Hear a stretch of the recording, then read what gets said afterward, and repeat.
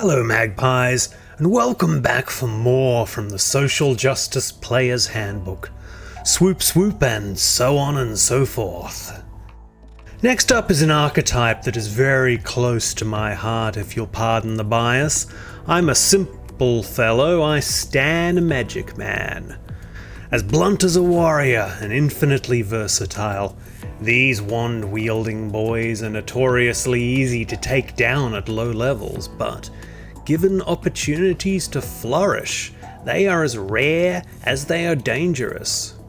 Neither late nor early, a wizard arrives precisely when he is needed, does what he set out to do, and vanishes again before you can say boo. It's okay though, he doesn't need your thanks, he knows what he did, and how great it was. A wizard's primary character trait is his unshakable belief that ignorance cannot stand in the face of a sufficient quantity and quality of research. Thus he will happily while away the hours memorizing his spells, his data, his theories, and his questions, locking them away in his mind to recall and cast out when the need arises. His daily grind is 99% research and study, but the explosive payoff, that remaining 1%, is what makes it all worthwhile. He is strongest when playing to an audience. This is no conjurer of cheap tricks, however. He will blow your mind right open and illuminate answers to questions you didn't even know you had inside of you. Once you get him talking in earnest, just sit back, hold on for dear life, and enjoy the light show. While he exercises patience with ignorance that has sprouted up through a lack of opportunities for illumination, even at times seeking it out to show off his talent, when a wizard encounters determined stupidity or straight-up falsehood, it is another matter entirely. Catch him taking off his spectacles to rub the bridge of his nose and sighing, before rising to throw increasing shade, which quickly turns out to be descending truth bombs he had just dropped from orbit. Best to stand back when he gets like this. Collateral damage has been known to happen. If there's one thing a wizard respects less than a grifter, it is a law that people assume cannot be broken. While you may see the laws of physics, he sees a challenge, which with access to the right books, enough time, and a good rhetorical frame, he can flip the whole paradigm on its head. Why reverse gravity, you might ask? Because they said it couldn't be done, he replies. Take nothing for granted when in a wizard's company. Though with great power does come great limitations, and trying to make himself understood is the wizard's endless curse. Sometimes you just want to say to him, chill out bro, not everyone reads the dictionary for fun. Maybe if he learned a spell that gave him footnotes it would help, but well, nobody actually reads footnotes except for other wizards. Frequently his specialization is so obscure that it will never come up in conversation organically. I would say that he is no fun at parties, but bold of you to assume he was invited to begin with. No one wants him to blow up the whole patio just because your racist uncle said some dumb shit. Or I don't know, maybe you do. Which segues nicely into his other weakness. A total and absolute aversion to subtlety. Not only will he never hesitate to step on a few toes, to him stomping on a foot is a conversation starter. No one likes a know-it-all, even if he is right. And this is the trade-off he makes for limitless power. In truth, outside of his chosen sphere of influence, many wizards are stunted, broken individuals. I mean, don't get me wrong, they do still deserve and need love. Because a wizard who retreats from the world, deciding not to share his knowledge after bringing one too many pitchfork mobs down upon himself, well, that is one of nature's greatest tragedies. But a wizard's critical weakness, and in turn his downfall, is his capacity to overestimate his abilities. When a wizard overpowers a less informed opponent with his weight of data, his broad knowledge, and his superior rhetorical dexterity, he carries with him an ethical obligation to represent his position as accurately as possible. Because usually, at the end of the day, his audience isn't going to know if what he says is true or not, or even whether he is going to change his views as new information comes to light. Some people don't even know that that's a thing you can do. So he could, if he really wanted to, he could just say whatever he wants and leverage his reputation for talent and accuracy to get away with whatever bad take wins him the most acclaim. And this is a thing, and this is the downwards path of the social justice sorcerer.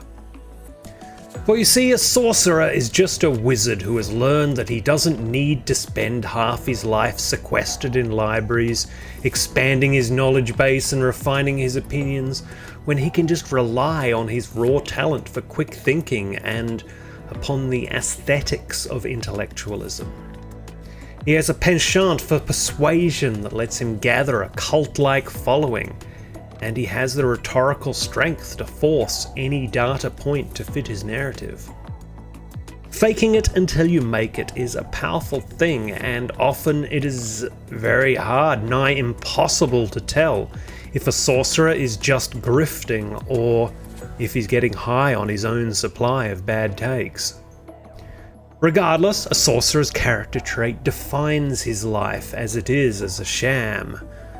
But the whole reason he is a sorcerer is because he doesn't want to study formally.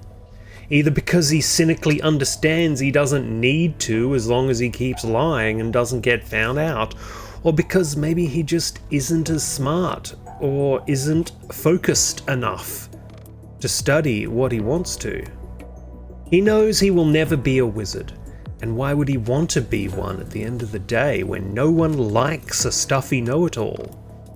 A sorcerer has all the power and all the adulation. All it cost him was his integrity. Being a fundamentally anti-intellectual being, one of a sorcerer's greatest strengths is his ability to inoculate his audience against the idea of empirical truth and to be suspicious of critical reasoning. Rather, he will gradually draw people into a rabbit hole of rejecting the concept of truth through coded language and appeals to a common sense of disenchantment. The heroes want you to be introspective, but he thinks you're perfect the way you are, so he says. Then, when you're halfway there, he'll tell you to burn the bridge behind you, that everyone back there hates you. And suddenly, there's nowhere to go but the island where he has built you everything you need, except a way home. Scorched earth is his primary tactic of war, which is why it's so important for his following to stay in lockstep behind him.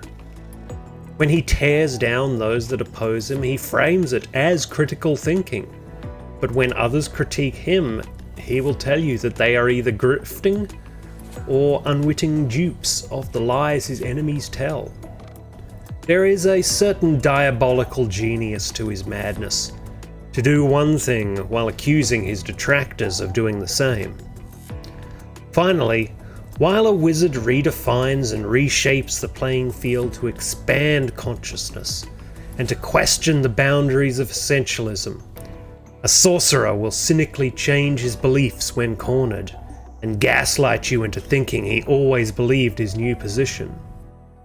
When you change tactic to attack his new stronghold, he will accuse you of shifting the goalposts.